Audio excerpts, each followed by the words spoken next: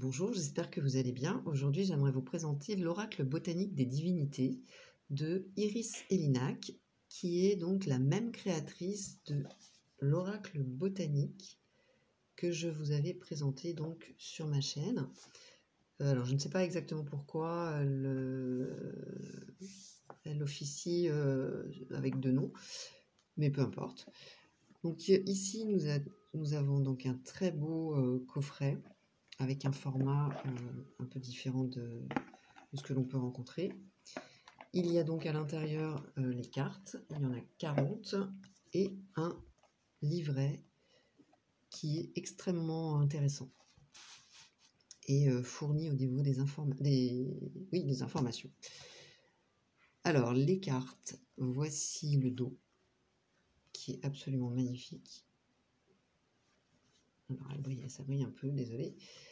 Le format, c'est un grand format. Voilà. Elles sont souples, de bonne qualité, ni trop fines, ni trop épaisses. Les tranches sont dorées. Elles se mélangent très bien. Hop. Alors, moi j'ai des petites mains, donc c'est un peu plus compliqué, mais vous voyez qu'elles se mélangent très bien et elles s'étalent très bien aussi.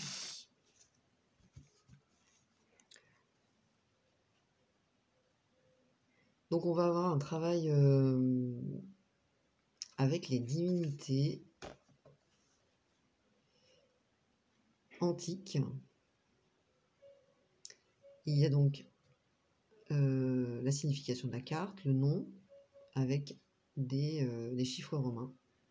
Et puis l'illustration avec une plante à chaque fois, puisque la particularité de cette créatrice est de travailler avec les plantes.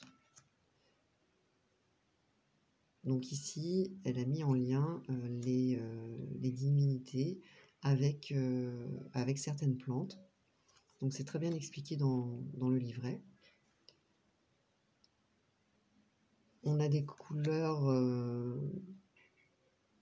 soutenues avec de très très beaux dégradés.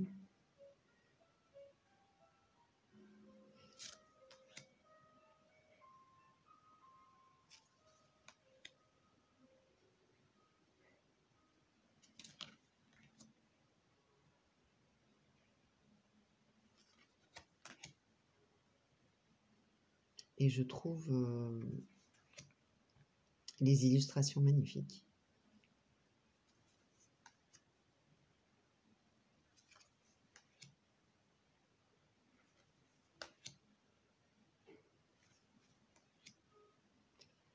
Donc il est un peu plus prédictif que l'oracle aromatique.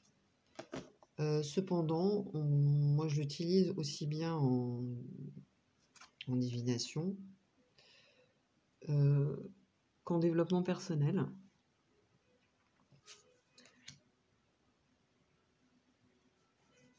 Et il répond très justement. En tout cas, à chaque fois, j'ai pu éclaircir des situations ou alors avoir des réponses qui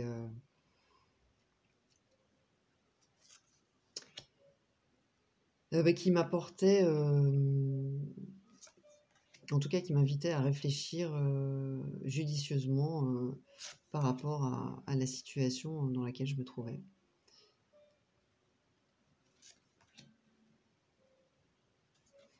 Donc on peut tirer une carte tous les jours, par exemple en carte conseil.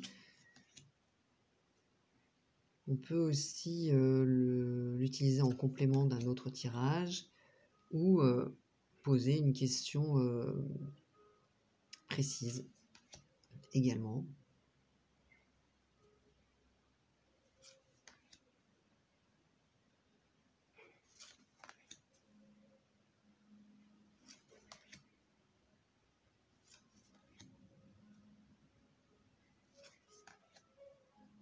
Et j'aime beaucoup ce côté vintage aussi. C'est un très joli travail artistique.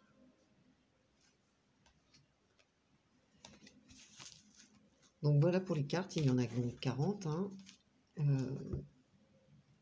Au niveau du livret, Donc on a un sommaire, une introduction, où elle nous explique comment a été utilisée la divination dans l'Antiquité et pour quelles raisons. Donc c'est très très intéressant. Elle nous explique aussi son choix de divinité qui a été fait en lien, en fonction de leur lien avec une plante en particulier. Donc il y a un réel travail de recherche aussi. On a des correspondances chez les Grecs et chez les Romains, par exemple Aphrodite chez les Grecs, qui s'appelle donc Vénus chez les Romains. On a des tirages très sympas, le tirage de Zeus, d'Apollon, de Sélénée, de Gaïa, de Hécate, voilà. Et puis des exemples de tirages, donc ça c'est toujours très intéressant. Ensuite, un rituel pour ceux qui pratiquent les rituels. Moi, c'est pas du tout ce que je fais, mais c'est aussi très sympa à lire. Et elle nous explique bien qu'on est libre de créer le rituel qui nous convient le mieux. Donc elle nous invite juste à... Enfin, elle nous donne des exemples. Voilà. Et ensuite, on a les cartes avec donc l'illustration de la carte, des mots-clés, un texte littéraire en lien avec l'énergie de la carte. Ensuite, on a un texte qui nous explique, donc là on est dans l'histoire de l'Antiquité, donc je trouve que c'est très chouette, la signification de la carte, et ensuite les correspondances avec l'astre, les pierres, l'élément et la couleur. Voilà pour toutes les cartes. Donc c'est fourni, hein, c'est très agréable à lire d'ailleurs. Moi j'ai appris beaucoup de choses. Et puis à la fin, on a une bibliographie avec voilà, quelques mots sur l'auteur, où on apprend que donc Iris Elinac est passionnée par les plantes depuis l'enfance et qu'elle a fait une formation, elle a suivi une formation en aromathérapie.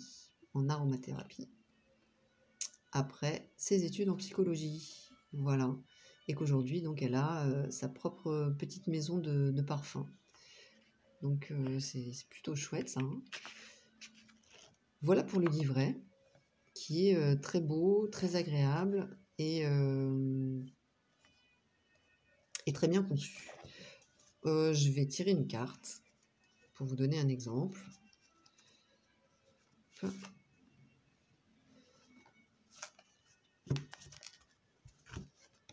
On a la romance, Cupidon, Marjolaine.